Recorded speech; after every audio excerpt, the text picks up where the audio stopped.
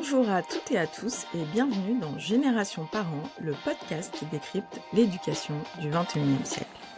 Je suis Solène Boquillon-Le Goisiou, la fondatrice de Soft Kids et l'autrice du livre « Préparez aujourd'hui vos enfants au monde de demain ».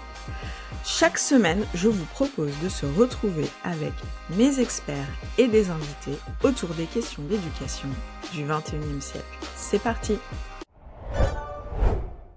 Et cette semaine, dans Génération Parents, nous avons nos co-invités réguliers. Ils sont de retour. Pascal, en direct de Lille. Salut Pascal.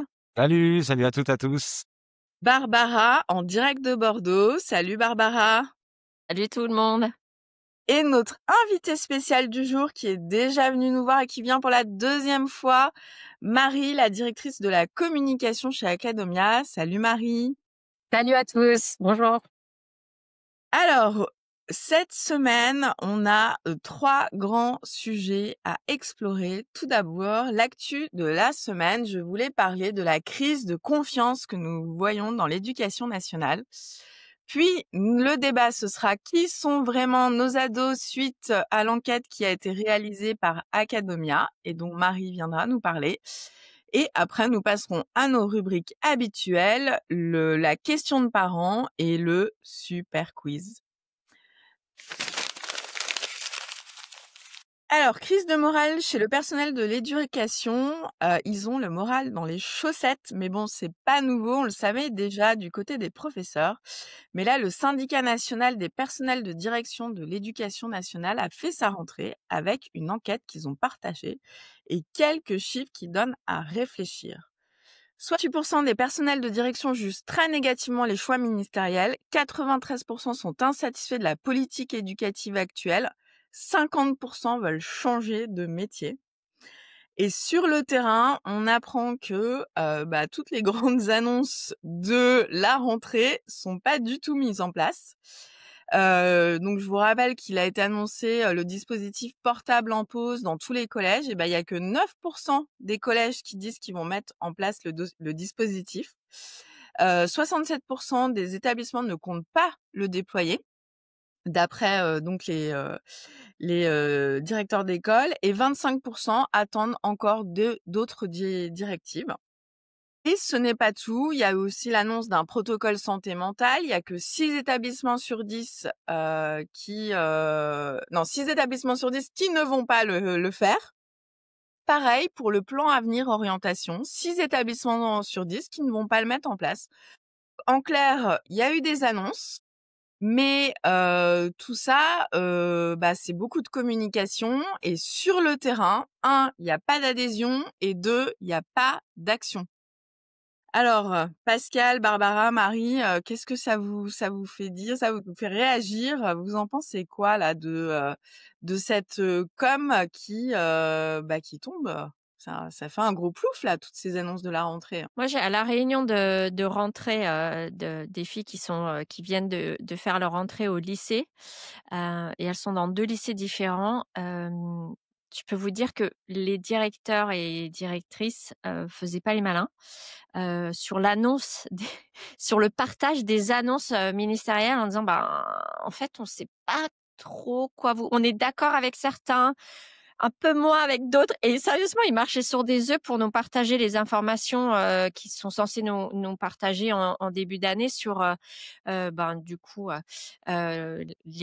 nouvelles les nouveaux dispositifs ministériels.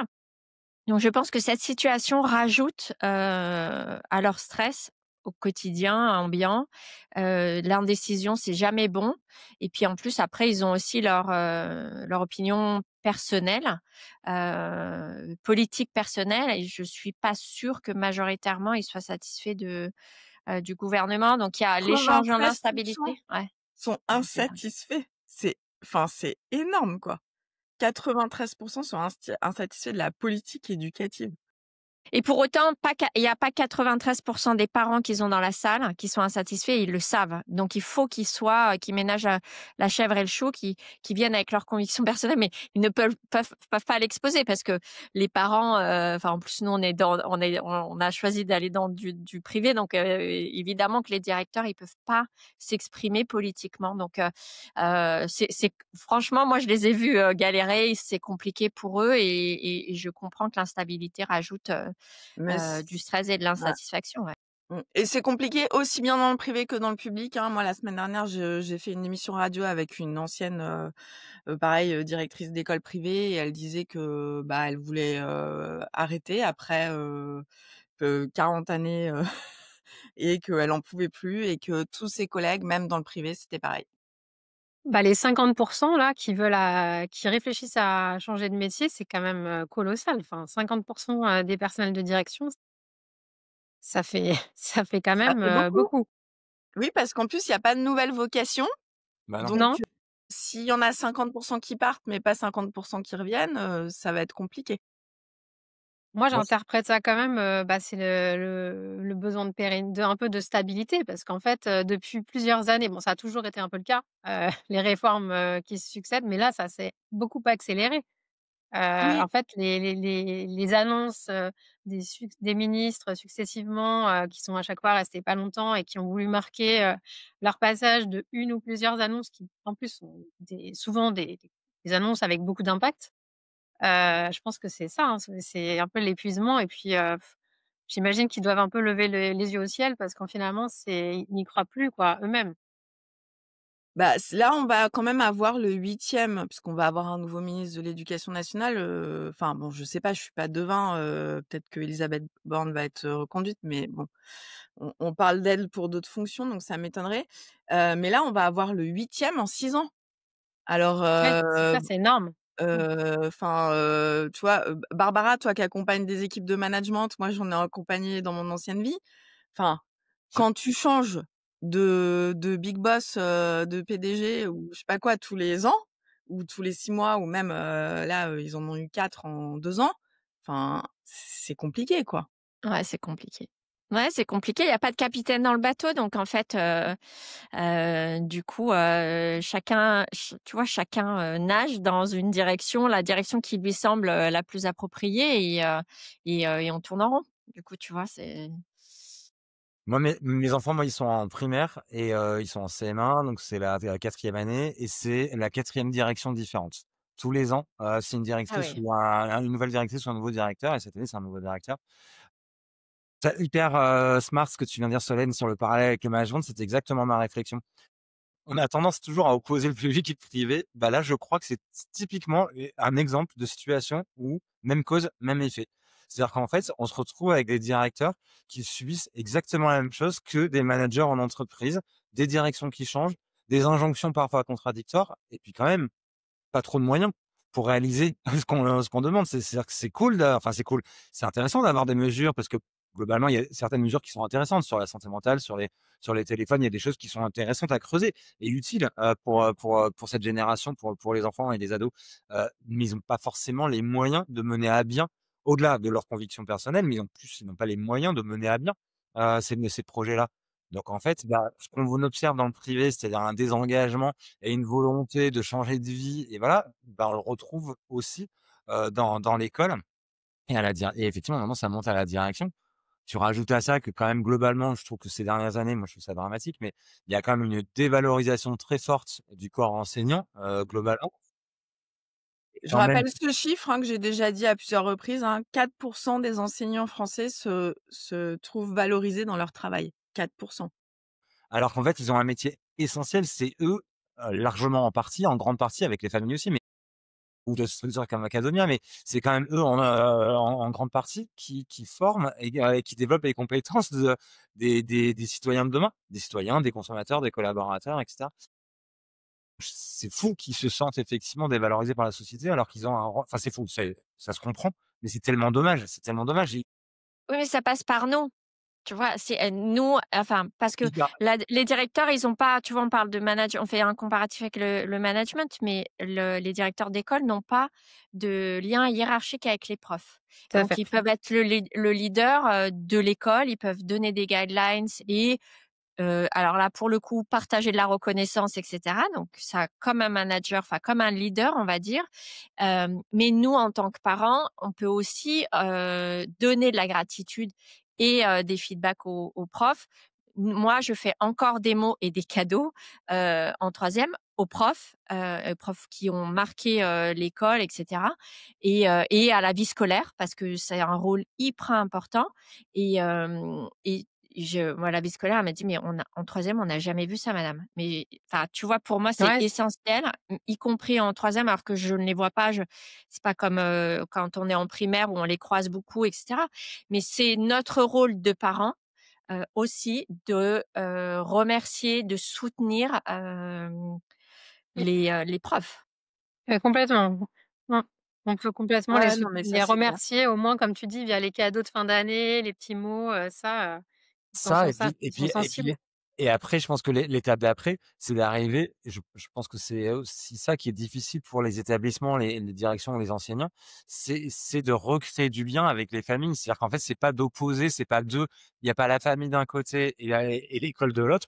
C'est recréer des connexions pour dire: «C'est ensemble qu'on accompagne les enfants» et je pense qu'en fait, mine de rien, les profs, les instituts ou les directions d'établissement, mais ils sont hyper seuls.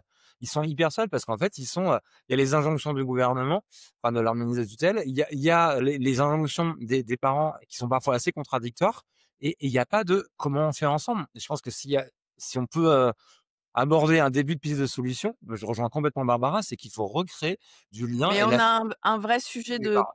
de coéducation Coéducation, absolument. et de comment est-ce qu'on va, on va faire en Engager sorte les que parents dans les l'école. parents se sentent engagés Mmh. et cetera. Mais oui. On pourrait mettre en place Mais des projets communs, enfin il y aurait, enfin quand tu imagines quand même dans une école tous les parents qu'il y a, quelle que soit la taille de l'école, mais et du coup toutes les compétences, toutes les métiers, enfin il y a plein de choses qui sont hyper riches et qui sont hyper utiles, pour la communauté, enfin la communauté d'une école, la société quoi. C'est faire société finalement une école, et en fait on pourrait imaginer des projets en commun où chacun apporte. Alors je sais on court tous après le temps, donc il s'agit pas de recharger de recharger la mule évidemment, mais quand même, voilà, il y aurait sûrement de la collaboration à créer. ouais, mais le problème, c'est que des 2 côtés, ça casse parce que souvent les enseignants vont dire: «Nous, on n'a pas le temps. Ouais, Vous je sais. pouvez venir expliquer votre truc, votre machin, mais en fait, ça rentre pas dans mon programme» et en fait, on a Je suis un pas énorme payée après. souci.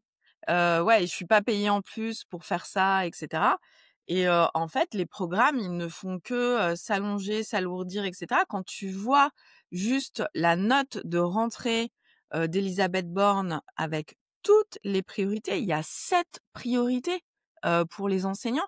Enfin, c'est énorme et en fait, tu as l'impression que tu fais que leur ajouter des couches sur des couches sur des couches et après, ils te disent: «Oui, mais on doit terminer le programme, à la fin de l'année», J'ai et du coup, l'à côté n'est pas, ouais, bah, alors N'a pas de place. n'a pas de place et c'est très, très compliqué. Mais c'est vrai qu'il y a un énorme problème d'attractivité. Moi, nous, on a la directrice qui s'en va, à la retraite en janvier. Les rumeurs disent que son poste a été proposé à plusieurs enseignants de l'école et qu'ils ont tous refusé. Donc tu te dis: «Waouh!» En fait, ça fait pas rêver, quoi. Ça donne ouais, ça les fait pas rêver effectivement. Nous, on a eu pas mal aussi de changements de direction, d'école, aussi dans notre quartier et effectivement à chaque fois, on propose aux enseignantes en place et c'est en l'occurrence des enseignantes, effectivement, c'est souvent quelqu'un d'autre qui arrive, qui prend le rôle de direction, se jette pas dessus, hein. Mmh. et pour la petite blague quand même, par rapport à ce que tu viens de dire Solène, cette priorité, bah, c'est plus vraiment les priorités quoi, comment tu fais cette priorité? Moi je sais pas. Non, mais il y a enfin, c'est en fait, les profs, il faut qu'ils fassent, gardien, psy, Mmh. enfin, c'est too much, quoi. Et à côté de ça, je voyais que, par exemple, là, j'ai failli le mettre aussi dans l'actualité, mais il y a pas assez de psy scolaires, mais il y a pas assez de psy scolaires parce qu'il y a pas assez de psy qui se présentent au concours des psys scolaires. Mmh. 100, il manque 400 psys scolaires. Alors c'est tellement utile. Et alors que pourtant la filière psy, elle est dans le top 5 des filières prises à l'université par les étudiants, donc je comprends pas pourquoi aussi ils vont pas sur des filières comme ça. Mais en fait, c'est juste que l'éducation nationale, ça ne fait plus rêver personne. Ah bah Bah, non. moi, je vais être un peu polémique, mais quand c'est de l'université financée par l'État et qu'il y a un diplôme financé par l'État, du coup, on devrait les réquisitionner pendant 2 ans et qui peuvent faire n'importe quoi dans leur carrière. Je suis assez d'accord moi, ouais. Ouais, ouais, ouais, Avec ouais, toi dans la c'est une polémique alors idée. parce que je suis assez d'accord. Ben, carrément, je, Mais on a je, le je même veux dire, sujet sur les médecins, c'est le même sujet sur les médecins, mais effectivement, à partir du moment où c'est financé Bah, sur par les l'État, médecins, moi qui ai été, présidente d'une crèche parentale associative, je peux vous dire trouver le médecin de crèche, c'est, ouais. mission impossible, hein, c'est pareil, hein. Donc ouais, sur ces sujets-là, il y a quand même, beaucoup, beaucoup à dire. Bon, bah, on va, en terminer là sur l'actualité, mais bon, enfin, le résumé, c'est: soutenons le personnel éducatif, faisons de la coéducation pour les aider là, parce que, c'est pas possible d'avoir, en face de nos enfants, des enfants qui ont des adultes qui ont autant, le seum, comme diraient les jeunes. Vous êtes parent d'un enfant entre 6 et 15 ans, actif, débordé, et vous voulez un quotidien beaucoup plus calme. En 6 semaines, avec ma formation Être parent au 21e siècle, je vous aide à fluidifier le quotidien familial, gérer les écrans avec sérénité, accompagner les devoirs sans drame et répartir la charge mentale en famille. Tout ça en développant les compétences humaines de vos enfants. Des vidéos courtes, des outils pratiques, un soutien pour vous au quotidien. La formation est adaptée à votre rythme, elle est conçue pour les parents actifs. Alors rejoignez la Soft Kids Academy et faites la formation Être parent au 21e siècle. Toutes les infos sont en commentaire de cet épisode. Bon, allez, on passe au débat avec Marie Rijbach, la directrice communication d'Academia. Donc Marie, vous avez lancé une enquête, une étude qui s'intitule «Qui sont nos ados?» que vous avez fait Tout en à fait. partenariat avec Odoxa et que vous avez sorti pour la rentrée des classes, donc la première semaine de septembre. Et bah, ce sondage montre à quel point on est On plein est de loin des clichés. clichés avec les jeunes. Alors, 2 chiffres qui ont retenu mon attention: 67% des adolescents sont favorables à l'interdiction des réseaux sociaux avant 15 ans. Bah voilà, hein. En fait, on est en mode, ouais, ils ont pas compris et tout, mais ils ont très, très bien compris. 76% sont prêts à supprimer un réseau s'il les rend anxieux. Donc en fait, bah, ils sont Super. pas accros comme on le pense. Voilà, Marie, déjà, est-ce que tu peux m'expliquer le contexte, de cette enquête? Bien sûr. Et puis, bah, voilà, qu'est-ce que vous en retenez, et Alors pourquoi oui, c'est important d'écouter les jeunes? je pense qu'ils sont accros, mais ils sont conscients, des impacts négatifs que ça a sur eux. Et après, on va y venir, mais l'idée, c'est de pouvoir les aider parce que, nous-mêmes, en tant qu'adultes, on est parfois accros. Alors sur un cerveau d'ado qui est moins, voilà, dont enfin voilà, on sait qu'il n'a pas fini de se développer et c'est d'autant plus dur pour lui de, résister au fonctionnement, des algos des réseaux sociaux conçus pour nous garder. On fait une petite parenthèse, Donc pour les parents qui n'auraient pas l'information, mais le cerveau de nos enfants se développe jusqu'à 25 ans. Et notamment toute la partie cortex préfrontal qui gère les émotions, et c'est un peu pour ça que, en fait, il y a pas de crise d'ado, c'est juste que, le cerveau, il est en train de s'adapter, de se développer et cetera. Voilà. exactement. Donc oui, pour revenir à ta question initiale du contexte de l'étude, en fait, c'est la deuxième année qu'on travaille avec l'institut de sondage, Odoxa. Ce qu'on veut faire, c'est, de créer une sorte d'observatoire des ados en leur posant, les questions à eux directement. Donc on interroge, environ 1 000 ados, de 11 à 18 ans, représentatifs de la population française et on leur demande leur avis ou leur vécu sur des sujets qui les concernent et pour certaines questions, on interroge en parallèle aussi des parents d'ados, pas nécessairement les parents des ados, interviewés, hein, mais on interroge aussi des parents pour avoir un peu le point de vue en miroir sur certains sujets et c'est ce qu'on a fait d'ailleurs, sur, les questions relatives aux pistes, envisagées, par le gouvernement donc de l'accès au réseau avant 15 ans et donc là, 79 des parents favorables et 67 plus surprenant des, 11-18 favorables aussi. Et sur l'interdiction, du téléphone, au sein de l'établissement scolaire, y compris au lycée, je précise parce qu'au collège, enfin, de toute façon, c'est déjà le cas, dans la mesure où c'est mis en œuvre, mais voilà. C'est pareil, 79 des parents sont pour et côté, ados, je crois que c'est à peu près 60 de mémoire. Je n'ai plus le chiffre exact. Oui, je crois que c'est 60 donc là encore, ils sont plutôt, favorables. Donc ça, c'est, voilà, ça, c'est un peu le contexte. Est-ce que, ce qu'on en retient, c'est ce que tu disais, on voit des ados qui sont pas tels qu'on les imagine. C'est-à-dire que, en fait, ils sont lucides et d'ailleurs, je suis qu'à moitié surprise dans le sens où il y a à peu près 3 ans, j'étais allée dans un de nos centres, pédagogiques, à Paris dans le 12e et j'en avais interviewé, quelques-uns, sur un autre sujet, mais une des questions portait sur les réseaux sociaux qu'ils utilisaient et plusieurs m'avaient dit, collégiens et lycéens, plusieurs m'avaient dit, en parlant de TikTok en particulier: «Ah non, mais TikTok, par contre, je l'ai désinstallé, ça me prend trop de temps» et j'avais été scotchée, en fait, à ce moment-là, parce que je me suis dit: «Ah ouais, quand même, il y a vraiment un recul». Mais Heu là-dessus, je te coupe, pardon, mais Vas-y, parce qu'il y vas-y. a un super reportage qui était passé sur Arte dédié à TikTok, où en fait on voyait les ados, sur, TikTok et quand la journaliste leur demandait leur temps, ils disaient: «Oh bah 30 minutes par jour» et quand ils allaient dans les, dans Dans les settings, dans les ouais. settings et qu'ils voyaient qu'en fait ils étaient à 3 heures, ils étaient là: «Oh mon Dieu, mais c'est pas possible». En fait, ils avaient pas conscience et après la deuxième question, c'était: «Est-ce que vous seriez prêts à le supprimer?» et tous à 100 ils disaient: «Oui» si c'est supprimé pour tout le monde. Ah oui, voilà. Ah bah, c'est bien effectivement, c'est bien tout l'enjeu. La difficulté, c'est que sortir de ces réseaux, Tout seul. forcément, tout seul, c'est se mettre enfin, c'est de risquer en tout cas de se mettre à l'écart des autres, de alors en fait, c'est paradoxal parce que, par exemple, sur le sujet du harcèlement, bah, si on est dessus, on a plus enfin, on peut se faire, cyberharceler et donc le harcèlement potentiellement subi, à l'école continue. Mais en même temps, si on n'y est pas, on peut, se faire moquer et donc bon, finalement, on arrive à des situations comparables parce Mais qu'on quand est le même seul à pas y harcelé. être. Ouais. Donc effectivement, à mon sens, ça peut être que collectif. Et après ça va pas, enfin évidemment que ça va pas suffire de juste interdire et qu'il va falloir, à la fois sensibiliser les parents, sur, le fonctionnement, des réseaux sociaux et les risques associés, en particulier pour leurs enfants.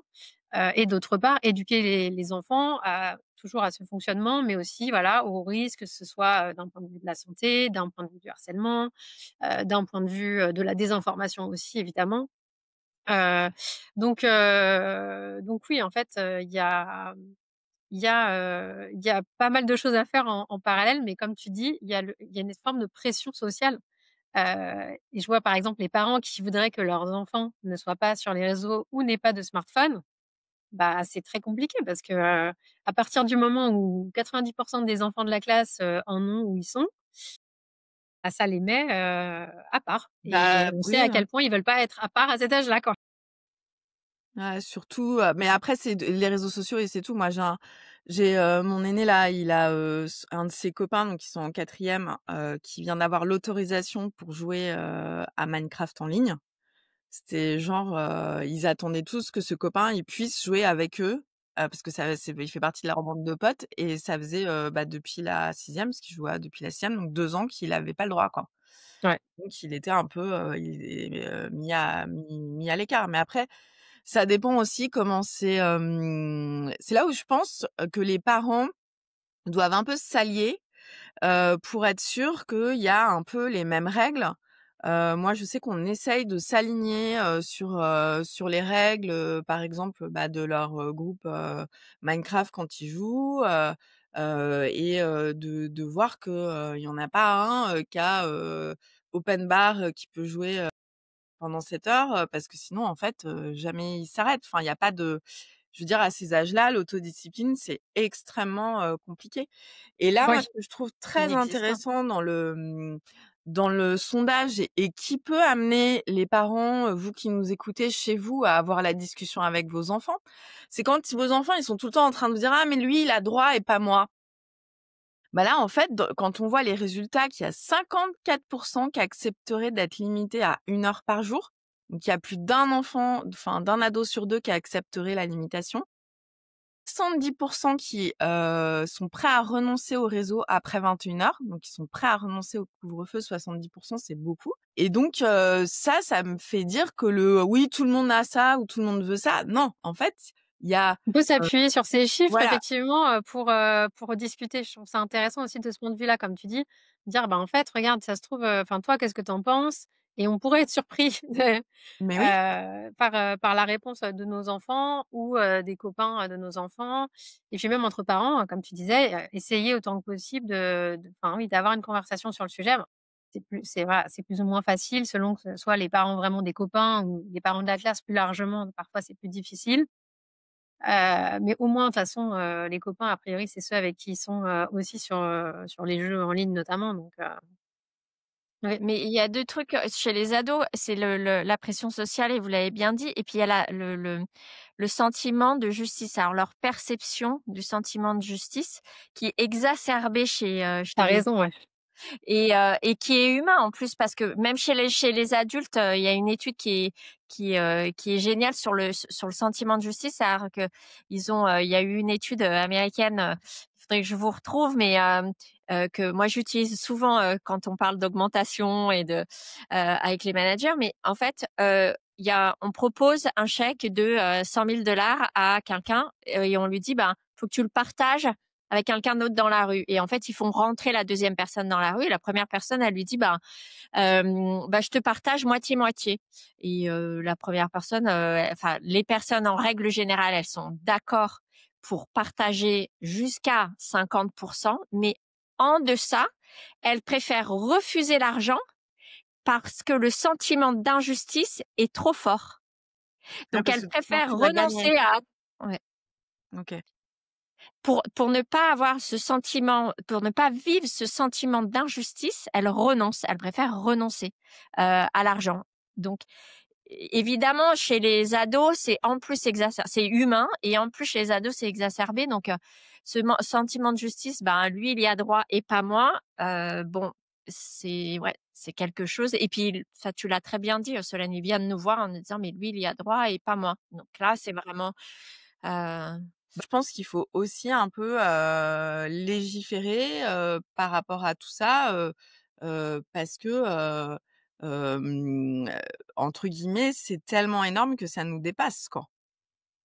Je pense que c'est faire reposer beaucoup sur les parents, de ne pas légiférer parce que d'une part, bah, c'est très difficile, bah, pour toutes les raisons que vous avez évoquées, voilà de Ah, on t'entend plus, Marie. pardon.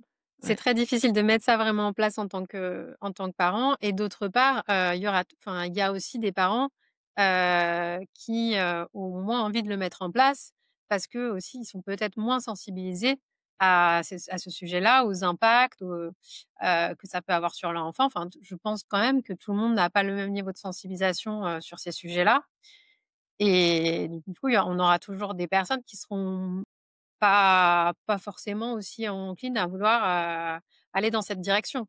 Ah, Or, bah, leurs enfants vont en souffrir tout autant. Donc, c'est vrai. Après, moi, je trouve que, on a quand même basculé dans une époque où on légifère un peu beaucoup et surtout et en permanence et avec aussi un une espèce de saturation et qui fait que finalement on légifère mais c'est pas appliqué ou c'est pas applicable. Donc moi, je mets un peu de nuance là-dessus. Moi, je crois quand même beaucoup à la sensibilisation. Là, ce dont on parle, c'est quand même d'un sujet, sociétal, et je suis pas sûr que légiférer soit, ouais, soit la solution ou en tout cas l'unique solution, mais c'est d'ailleurs pas du tout ce que tu disais tu pas parlé d'unique. complètement d'accord. Ouais, Mais faut moi, faire les 2 à mon sens. je te comprends Pascal, mais je vais te dire pourquoi moi je suis pour légiférer et que je serai pour l'éducation. Le problème, c'est que les réseaux sociaux ne font pas ce qu'ils ont à faire et que, si, les TikTok, Instagram et cetera étaient des lieux safe pour nos enfants dans lesquels ils ne voyaient pas comment faire un nœud pour se suicider, comment se scarifier, qu'ils ne voyaient pas des personnes, expliquer que, les femmes sont des moins que rien, voilà. Là, j'aurais aucun souci pour dire: «Voilà, il faut faire de l'éducation» et cetera. Aujourd'hui, moi, je n'ai pas confiance dans les réseaux sociaux pour apporter des choses, qui sont adaptées à l'âge de mes enfants. Et Absolument. comme eux, ils veulent pas faire ce travail-là et qu'en fait, ils se reposent, j'en ai déjà parlé, les réseaux sociaux disent que c'est enfin, que ce soit Instagram, TikTok, ils disent que D'accord. c'est aux constructeurs de téléphones de vérifier l'âge des enfants et que ce n'est pas à eux de le faire, eh ben, on se retrouve dans un cercle infernal où tout le monde se renvoie la balle, où personne ne prend ses responsabilités et où on a des réseaux qui n'ont pas d'éthique et qui poussent à nos enfants des choses qui, pour moi, ne sont pas, acceptables et c'est pour ça que moi, je souhaite qu'on légifère parce que, les réseaux sociaux ne font pas leur job. Alors j'apporterai une toute petite nuance entre Instagram et TikTok. Ouais. Oui, Alors sur la TikTok et c'est le plus, légifération, oui, addictif. on est loin sur les contenus, d'avoir des contenus, équivalents entre, Instagram et TikTok. TikTok, on est quand même, c'est moins légiféré et les contenus, il y a moins de modération et les contenus sont effectivement, condamnables, pour sûr et sur la partie, opérateur, c'est-à-dire téléphonie, il y a aussi, enfin, je fais un peu l'avocat du diable, mais juste pour ouvrir le débat, c'est que techniquement, et technologiquement, c'est beaucoup plus facile à l'opérateur de contrôler, l'âge d'un device, c'est comme une adresse IP sur ton ordinateur, enfin je grossis le trait, que, l'application. Parce qu'en fait, l'application, à moins de scanner ta carte d'identité, mais là tu ne peux pas faire ça parce que tu as des risques d'usurpation d'identité. C'est encore plus dangereux de demander, de scanner ta carte d'identité avec ton profil que, d'enregistrer ton device et de demander à l'opérateur, l'âge, ce qu'ils font déjà d'ailleurs, faut juste le partager. C'est sûr. Ce que je voulais ajouter quand même, je crois que j'ai déjà dit ici, mais moi je crois j'ai une vision, mais je me trompe peut-être, c'est la voilà, c'est que je crois qu'on est au début de la fin du cycle des réseaux sociaux tels qu'on les a connus. Parce Mmh. qu'il y a une prise de conscience quand même de plus en plus généralisée des dérives. Il y a plein de choses cool, hein, sur les réseaux sociaux, hein. Si on prend juste, par exemple, MeToo, avec les impacts archi positifs que ça a apporté, vient des réseaux sociaux. Mais quand même, les dérives en termes d'isolement, de santé mentale, d'absence de mobilité, enfin, et cetera, ils sont énormes. De montée du masculinisme, de voilà, de l'explosion des tentatives de suicide chez les jeunes filles, puisqu'on parlait des ados qui est exponentielle et qui est ouf. Voilà. Ceci dit, effectivement, moi, je pense qu'il y a quand même une prise de conscience qui devient de plus en plus, généralisée. On le voit avec l'étude. Ils ont Ouais, les on voit vraiment avec cette ont étude. cette conscience-là. Moi, j'avais interrogé mes étudiants où en fait, ils ont la même prise de conscience. C'est-à-dire qu'en fait, ils sont en ambivalence totale de dire: «On est hyper addict parce que le truc est mais bigger than you, quoi, bigger than me, donc en fait, ça me voilà, j'y arrive pas». Pour autant, j'ai absolument conscience que c'est pourri. Il y a pas très longtemps, il y a un chercheur qui a justement qui va un peu dans cette hypothèse et qui dit qu'effectivement, on est sur la fin de ces réseaux sociaux tels qu'ils existent en mode très open et qu'on va aller sur des réseaux sociaux beaucoup plus fermés avec des plus sous fonctionnement de communautés fermées où on peut choisir et où tu te connectes par rapport à un intérêt commun, que ça soit une passion, sur, j'en sais rien, un sport, un artiste, peu importe. Mais effectivement, moi je pense que les dérives sont aujourd'hui de plus en plus connues et que les réseaux sociaux tels qu'ils existent aujourd'hui, voilà, moi autour de moi, le nombre de gens qui arrêtent les réseaux sociaux, c'est énorme, hein. Moi, c'est toutes les semaines, hein. Non, mais de toute façon, on le voit très Que tu bien as avec, raison. voilà, avec, la réponse, des ados et enfin, moi, je sais que alors je sais pas, peut-être que je suis un cas à part, mais moi, mon fils aîné, bon, déjà, ils sont dans le collège public, mais politique zéro portable depuis, 3 ans. Personne n'amène son portable à l'école. Moi, mon fils, jamais il prend son téléphone, à l'école, il reste à la maison. Donc déjà je pense que le fait que le collège ait cette politique et puis en fait, si tu veux, dès le premier jour, le directeur, il dit: «Si je trouve un portable, chez vos enfants, vous viendrez le chercher vous-même dans mon bureau». Je n'ai pas envie d'aller dans le bureau du directeur. Tu as des chocottes? Voilà, donc non, donc j'étais hyper claire. Et du coup, heu, alors oui, ils sont très, geeks, voilà, ils jouent aux jeux vidéo, mais quand je regarde même, ils ont un groupe, Discord, et avec, je sais pas qui a rédigé, faudrait que je demande à mon fils, avec des règles, de, de bonnes pratiques dans le groupe, comment est-ce qu'on doit se comporter et cetera. Ouais, Tu une tartine, une carte de l'utilisation, c'est génial. voilà, mais parce qu'en fait, je pense toute cette génération, moi, dans ma ville, ils ont eu les gendarmes qui sont venus, ils ont un permis internet, ils ont été ultra sensibilisés et il y en a aucun, enfin, c'est très, très rare, enfin, il y en a 1 sur 10 qui est sur TikTok, quoi. Ils y sont pas. Mais parce que je pense qu'il y a eu un énorme travail de sensibilisation, les gendarmes qui sont venus, 3 fois en CM2 les voir, et du coup, ça reste ancré. C'est Et il y a génial. la même chose, au collège, c'est relayé, et comme il y a de l'éducation, il y a de la sensibilisation, et ben, il y a pas de dérive. Voilà. Mais depuis toujours, les enfants sont prescripteurs, hein. Si on met notre ceinture de sécurité, aujourd'hui, c'est grâce à eux. C'est parce qu'il y a une campagne, dans les années 80, une campagne de pub qui a parlé aux enfants et que les enfants sont venus demander aux parents de mettre leur ceinture. Oh oui. Et du coup, si ça passe par eux et que ça commence, dès la primaire avec des gendarmes qui sensibilisent sur les impacts, et cetera, c'est évidemment que c'est comme ça qu'il faut agir. Et oui, et donc ce qui Et oui. nous amène, voilà, à la question de parents, heu et donc là, on a une question. Alors d'habitude, les questions sont plus orientées sur les enfants, mais là, c'est questions orientées sur les parents. Donc cette semaine, j'ai reçu un message très honnête, et franchement, je pense qu'on va tous se reconnaître un petit peu dans ce message, d'un papa qui nous dit: «Je suis moi-même très souvent sur mon téléphone. Comment être crédible quand je demande à mes enfants de lâcher les écrans?» Alors merci beaucoup pour cette question, parce que je pense qu'on s'y reconnaît tous, et d'ailleurs dans l'enquête d'Academia, il y a 76 des parents qui disent qu'il faut réduire eux aussi, Oui, leur temps d'écran. Et donc, mais ils disent que ça va être difficile, la ils disent que plupart. ça va être difficile. Ouais, Mais mais c'est bien que vous ayez interrogé les parents, parce que c'est vrai qu'on est toujours en train de genre: parler des «Quoi? enfants. Qu'est-ce que vous dites?» C'est ça. C'est ça. Mais moi souvent, mais en fait, moi, comme je fais beaucoup la guerre, dès que je suis sur, mes écrans là le week-end, je sais pas, je vais juste être à regarder un truc, c'est: «Et tu fais quoi sur ton écran, maman? Mais tu nous dis de pas regarder tes écrans alors que toi tu es en train de les regarder». Donc voilà, donc c'est vrai enfin, par exemple, moi j'ai une règle, je dis toujours: «Pas de double écran». Si t'es devant Oui. la télé, t'es devant la télé, t'es pas machin. Et si j'ai le malheur, l'autre jour, j'ai fait les courses, je faisais mes courses en ligne devant la télé, donc j'avais l'impression de, voilà, j'ai eu, des remontrances, pas possibles, quoi. Donc, voilà, qu'est-ce qu'on peut faire? Est-ce qu'on a des conseils, pour, ce papa qui nous dit, comment être exemplaire, face aux écrans, nous aussi. Et je le répète aussi, phrase que je dis très souvent: «Le problème des écrans, c'est quand il fait écran à la relation parent-enfant, et c'est des 2 côtés». Alors, qui a Complètement. des astuces? Barbara, tu vas bien avoir des astuces, heu Alors moi, la tienne est top et j'ai la même. Pas de double écran, c'est simple, c'est efficace, et effectivement, ça agit sur le cerveau quand même.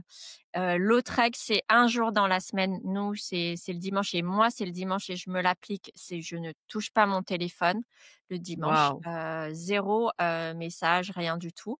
impressionnée. Juste, tu vois, le dimanche soir pour regarder mon emploi du temps du lundi matin et pas démarrer, trop en vrac. Mais moi, j'ai envie de dire à ce papa, ça dépend quel âge il a, mais il y a une nouvelle étude qui est sortie sur, l'altérité des émotions des petits, face à cette génération de parents qui sont connectés à leur téléphone pendant que les petits grandissent.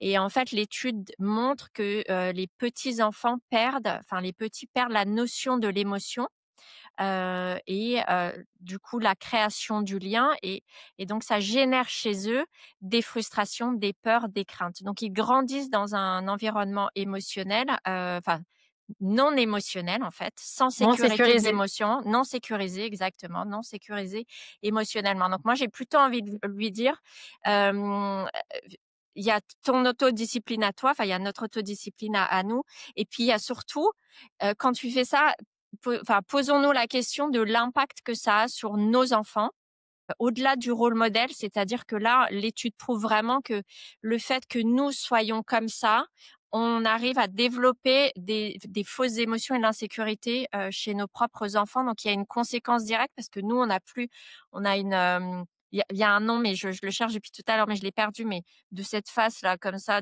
sur nos téléphones, qui n'exprime aucune émotion. Et donc l'enfant lui-même est complètement perdu, par rapport à sa propre création, d'émotions.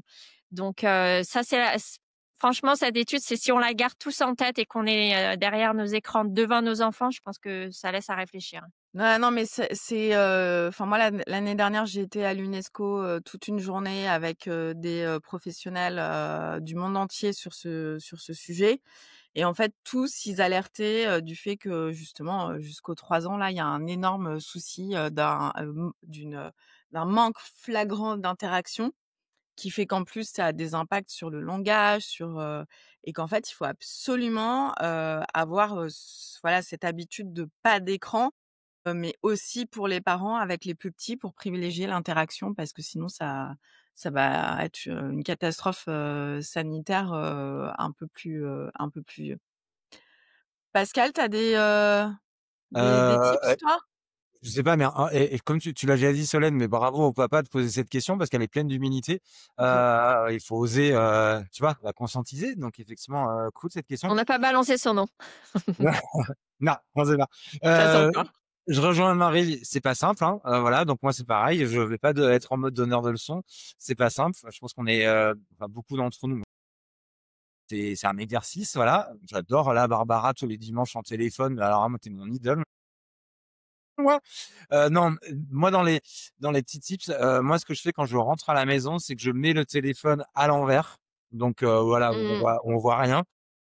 Je le fais à la fois pour moi, c'est-à-dire de pas être interrompu par des notifs, des machins, pourtant j'en ai supprimé beaucoup, mais les WhatsApp, les machins, donc à l'envers et sur un coin du meuble. Ça veut pas dire que de temps en temps je vais pas aller les voir, mais en tout cas il est pas, tu vois, il est pas central. C'est pas un outil, central. Pas de portable, effectivement dans tous les moments où on est ensemble, que ce soit, je sais pas, on est en train de faire un jeu ou évidemment tu es à table ou goûter, machin, rien. Moi, j'ai évolué aussi, moi, sur ma pratique, parce que moi, je crois beaucoup, là aussi, à la notion d'exemplarité et d'incarner un peu ça, c'est un peu compliqué de dire des choses et puis effectivement, après, voilà, ils sont très forts pour nous le ressouligner, nos chers enfants et moi, je sais que j'ai quasi arrêté Instagram, et notamment parce que alors, moi, des fois, je partageais des photos de mes enfants, mais parce que j'ai bien écouté l'émission Génération Parents dédiée au Sur le sujet. parenting. Voilà, on voyait jamais leur visage, mais c'était quand même, tu te souviens, Solène, avec la feuille pendant l'automne, non, mais ou de dos ou machin. Et en fait, les enfants en grandissant, bah, forcément, ils posaient des questions de pourquoi, ah ouais, c'est pour ton Instagram et machin, rien. Et du coup, en fait, j'étais de plus en plus mal à l'aise parce que j'étais hyper inconfortable entre le discours que je leur tenais et le fait que, bah, du coup, je le faisais et en plus, avec leur image, même si encore une fois, on les voyait pas, mais quand même. Et donc, du coup, en janvier dernier, et pour d'autres raisons, mais j'ai carrément arrêté, du coup, et ça a fait du coup l'objet de conversations. Et après, voilà, ça va être le dernier tip, on le dit à chaque fois, c'est effectivement d'en parler. Et je pense qu'il faut pas en faire un sujet tabou. C'est-à-dire que les réseaux sociaux font aujourd'hui, tels qu'ils sont aujourd'hui dans notre époque, ils font partie de la vie. Encore une fois, ils ont aussi des bienfaits. Je pense que c'est de les remettre à leur place d'outils. Voilà, ça reste un outil. Et donc, du coup, d'en parler, de montrer aussi ses fragilités en tant qu'adulte. Bah ouais, c'est hyper dur, tu vois. J'ai du mal. Ah ouais, t'as raison, j'y suis trop. Ouais, t'as raison, voilà, là, faut que je le mette de côté. Voilà, tu vois, d'oser dire que c'est difficile aussi pour soi, et de leur expliquer pourquoi c'est quand même pas un truc très sain et qu'en vrai, il y a plein de trucs trop, trop cool à faire autre que passer du temps sur le téléphone, quoi. C'est sûr. Merci Pascal. Marie, est-ce que toi tu as Oui, alors, il y a énormément de choses qui ont déjà été dites, donc je vais pas, voilà, je partage, beaucoup de vos tips. Je vais commencer par dire moi aussi que c'est évidemment, pas évident. Je pense qu'il y a pas beaucoup de parents pour qui c'est facile.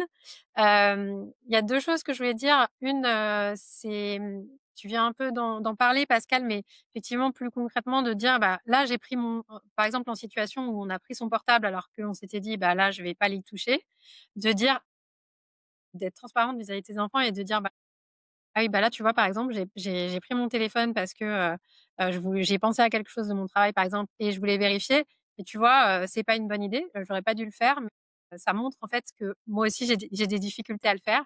On est un peu tous dans le même bateau face c'est un peu ses habitudes de comportement. Là, c'est juste un mail ou cette addiction, si on parle pour la plus particulièrement des réseaux, mais voilà, de partager, de dire voilà, bah là effectivement, j'ai chuté quoi. Et bon, ça m'arrive à moi aussi. Je pense que ça peut, ouvrir la discussion, déculpabiliser, montrer qu'on est dans le même bateau. Et puis après, il y a peut-être un exercice que j'aurais envie de conseiller. C'est un truc à faire tout seul, mais de pendant une journée de semaine, je recommande parce que c'est peut-être plus représentatif, de noter en fait à chaque fois qu'on est allé, sur un écran et ce qu'on y a fait et le temps qu'on y a passé.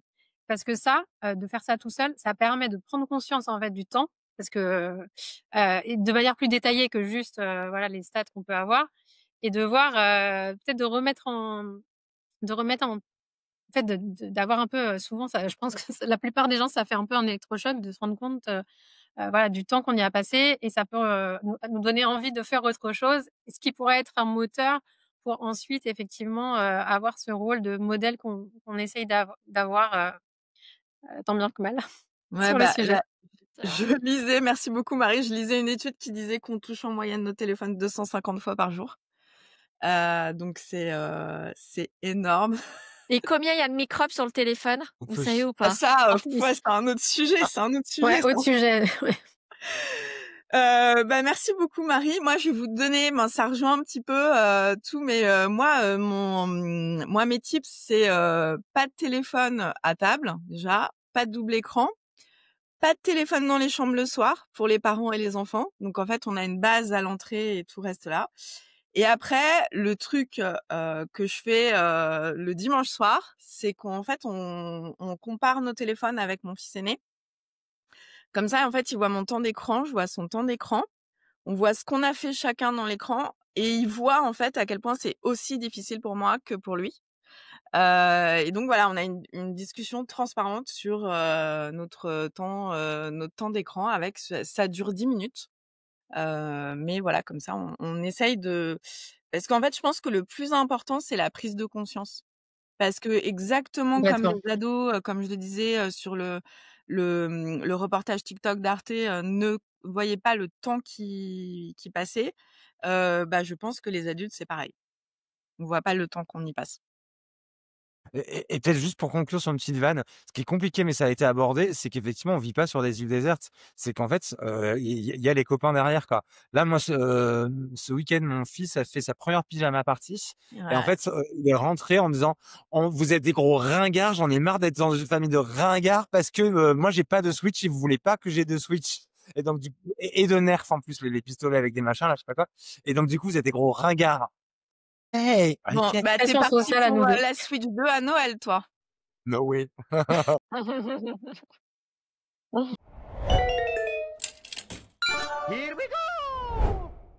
Bon, allez, on part sur le quiz.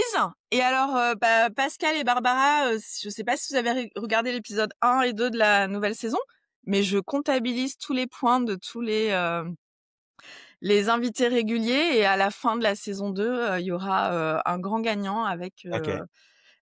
une surprise. Je peux vous dire que Mika était au taquet la semaine dernière. Voilà, donc bah, je compte sur Il vous. faut pondérer avec le nombre de présences. Enfin, après, va falloir faire un peu des Ouais, maths, hein. ouais, Le t'inquiète pas, on va sentiment de faire un OK, petit justice, c'est on aura important. ton mari, Solène. on va faire un petit algo de calcul aux petits oignons, Oui, t'inquiète pas. merci, merci. Allez, on est parti pour un quiz première fois numérique des enfants et des ados. Alors, question numéro 1. À quel âge un enfant obtient-il en moyenne son premier smartphone? Réponse A, 8 ans. Réponse B, 10 ans. Réponse C, 11 ans et 4 mois. 10. B. Je Ouais, B 10 ans. aussi, ouais. B? Eh ben non, c'est la réponse C, 11 ans et 4 mois selon l'Observatoire de la parentalité et de l'éducation.